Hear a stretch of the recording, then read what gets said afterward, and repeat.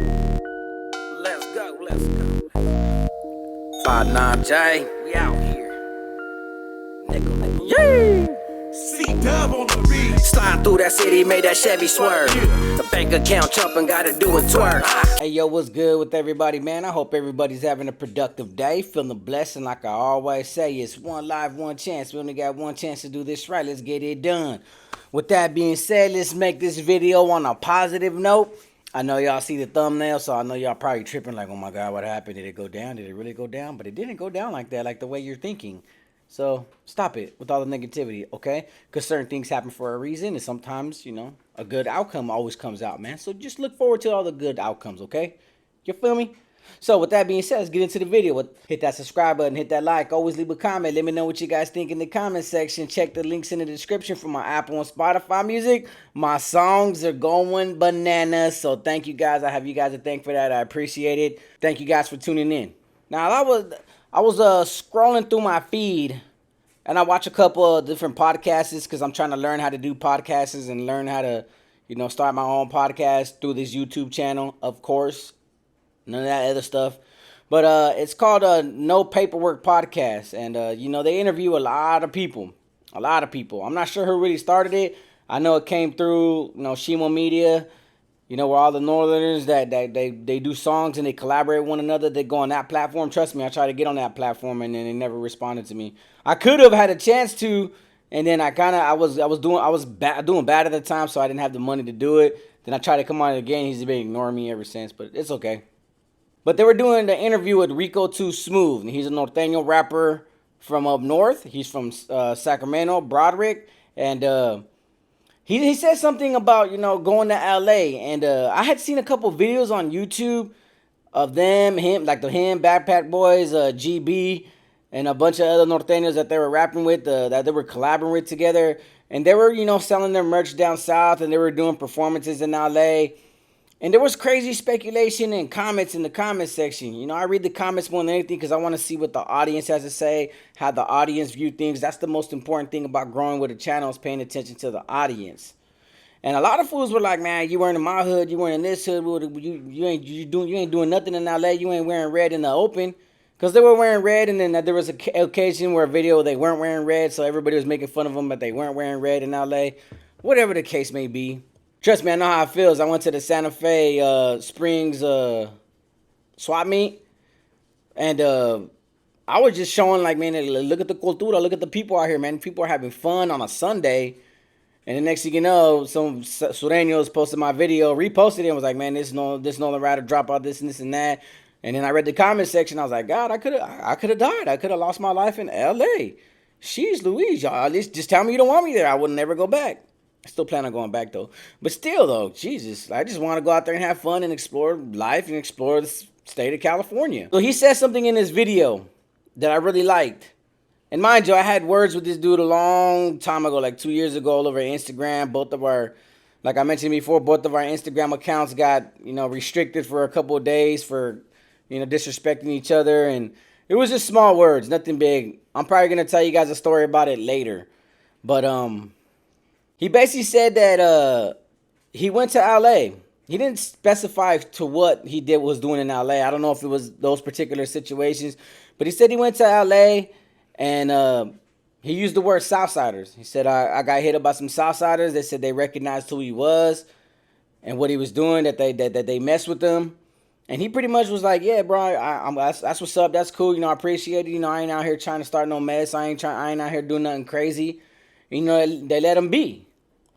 Now, obviously, I ran to the comment section to see, you know, I'm pretty sure some Southsiders were going to run to the comment section to say something. 3 of them said something on some disrespectful tips, that it was all cap, that, you know, ain't no Sudan going to let this dude slide through, that kind of thing. But the reality of it is, yeah, I've heard his music before. I know some of the lingos he's used, and I know what he represents in his music. But, you know, one thing about speaking on this podcast is he was respectful about it. You know, he could have said, you know, the other word that disrespects him, the derogatory words. But he was like, yeah, I ran into some Southsiders. Maybe that situation was a good eye-opener to him and those he raps with that are hardcore norteño rappers out here that actually got names, actually got platforms, actually got views and followers and are going somewhere with Gotos. Obviously, they're messing with a label that's signing Sureño rappers as well. And the reality of it is this. You know, he recognized that, in the event, he was in LA, something could have happened. LA, man, belongs to Sureños. Doesn't matter. That's their that's their territory, that's their homeland, that's their turf. Plus, I watched the show Southland, all about LA. That's tight. That was a tight show. The thing is, man, a norteño going out there, the possibilities and the probabilities of him losing his life to a Sureño are big. So sometimes you got to take that blessing into account. Like, man, if they let you slide through, you got that pass, appreciate it. Because they're looking at it like, hey, bro, you're doing your thing. If they do mess with your music, hey, bro, that's even better. I'm pretty sure there's a lot of norteños that listen to Southern music and was like, you know what, this is tight, bro. This, honestly, they get down. I've seen a lot of Sureño rappers when I posted that video about Woody talk about, man, I'm in LA, I'm from LA, and I slap Woody. Woody slap. I used to be on the prison tier when I would exchange my CDs with Sureños, because that's how, in prison, that's how it works, man. If you're going to borrow a CD from somebody, they're going to borrow one too in case you break theirs, and then they're going to keep yours. It's like a mutual respect thing. They want to have something of yours in case you leave. That's how it works. That's how the tier works at all times. So sometimes sometimes Sureños would actually let me borrow their music. Sometimes, most of the time, it would be oldie collections and oldie compilations, or, Mr. Criminal. And then I would give them one of mine. I'd give them a Woody CD. And they would ask for it, like, hey, let me borrow that Woody CD. And I'm like, all right, for sure. But there was one time I had to tell him, like, hey, bro, do you realize what this dude talks about and what he says? He was like, yeah, fool, I ain't tripping. Let me, it goes. Let me bump that. And I was like, all right, for sure. I just wanted to give you a heads up in advance. That way you don't take it personal and come out and sock me in my mouth for sliding you a CD and not giving you a heads up, bro. Like, that wasn't my fault. I didn't rap those lyrics. I didn't write them neither. Okay? But the moral of my video is this. Obviously, he had a reality check that, Sureños caught him, seen him, introduced themselves, and were respectful men. That's how it should be. That's how this new generation, this new culture should be going. Especially with the end of hostilities peace treaty that's going on. Shows you and shows everybody else that those two flags may be different colors, but we're all a representation of the same people, of the same culture, of the same heritage and background. I went to LA plenty of times, and now that this YouTube has been successful, you guys have no idea. And you can ask Tani, she's been there most of the time, how many individuals I run into that watch my YouTube channel. And a lot of them are Southsiders. I mentioned it before. I went to Six Flags. Just got off the Batman ride. Was walking around. Tani was pregnant. Her feet were swollen and they were baking. Don't look at me. And I just see, hey, what's up, Jay Hands? You Renegade Media? And I look back like, ooh. This was like the very first time that I got noticed in public. And I was like, yeah, man, what's up, man? Kid you not, blue paño on his face, blue LA hat, all G'd up, creased down. Took his mask off, was like, what's up, fool? What's up, S? What you doing over here, fool? And I was like, man, I just came to enjoy Six Flags, man, enjoy the rides. And he was like, man, I mess with your content, bro. I like your videos, bro. That's tight, bro. Be safe. And I was like, all right, bro. And I give him another. I was actually gonna be like, you want to take a picture? But I was like, bro, I ain't that popular, bro. Don't start acting arrogant now. So I just gave him a hug and a handshake. I was like, hey, man, thanks for your support, man. I appreciate it. And he's like, all right, fool. And I walked away. Now, mind you, if he decided to say, you know what, I'm gonna catch one slipping, regardless if I'm SNY or not, all you would have seen on LA News is Renegade Media shot down at Six Flags after riding the Batmobile. See? So I learned to appreciate those moments. Sometimes I take the time to think like, man, all those years putting in work on Southerners and Sureños, dissing them all the damn time on behalf of a political view of what was going on in prison that, flooded over to the streets. And then when I went to SNY, I was cool with so many ex-Sureños that I don't see no different. We look the same, we act the same, we talk the same, we eat the same, we dookie the same. And now that you got a lot of norteños rappers coming up in this world and a lot of Sureño rappers coming up in this world, I still hear the dissing continues. I still see a lot of these young generations just banging on each other in school, posting videos in the hallway, squabbling with each other, and in the bathroom squabbling with each other. On TikTok, posting videos wearing all blue and all red, dissing the other faction. The harsh reality is, man, look at all these rappers out here that are Northerners and Southerners, that are grown men just chasing the bag. All those years that Sureños hurting other Sureños, taking other Sureños out, Norteños getting caught up, hurting Sureños. All the homies that are locked up doing life don't get to enjoy the freedom and the opportunity that's being provided today of these new mindsets. This mind state where you can get along. You could be from your side, I could be from my side, but let's get this money. Why? Why not? Because all the big homies in these last 50, 60 decades have been making money off the bloodshed, have been making money off the war, have been making money off the territories. Now it's this new generation's turn to make that money and keep it for themselves. Now all these men that are influential members on YouTube, all these rappers, Norteños and Southerners and whoever else that's part of a gang culture that's still representing to the fullest, have an opportunity to say, you know what? You know, like I heard Nelly once say, pick up the mic and put the gun down. That's what they could be doing now. Instead of just promoting it and conducting it and having this younger generation pay for their mistakes because they decided to say, you know what? I'm going to go sign this deal, make this money with this Sureño, but when I go home, I'm going to tell my younger homies to go put in work. No, why don't you teach your younger homies like, hey, bro, there's a lot more things to be doing with yourself than going on that block and spinning that block and shooting at that block.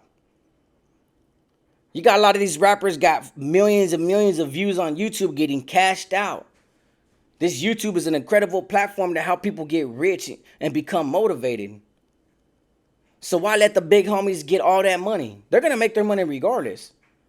They got lucrative businesses when it comes to illegal enterprises. They're always going to have that. But let's teach these younger generations, yeah, you want to rap about this, you want to rap about that, but let it be about rapping. Let it be about chasing the goals, chasing dreams. So you got a prime example of a norteño that went to LA and probably appreciated the fact that this dude could have got, but instead, the Sureños are like, man, I mess with your music, man, that's what's up.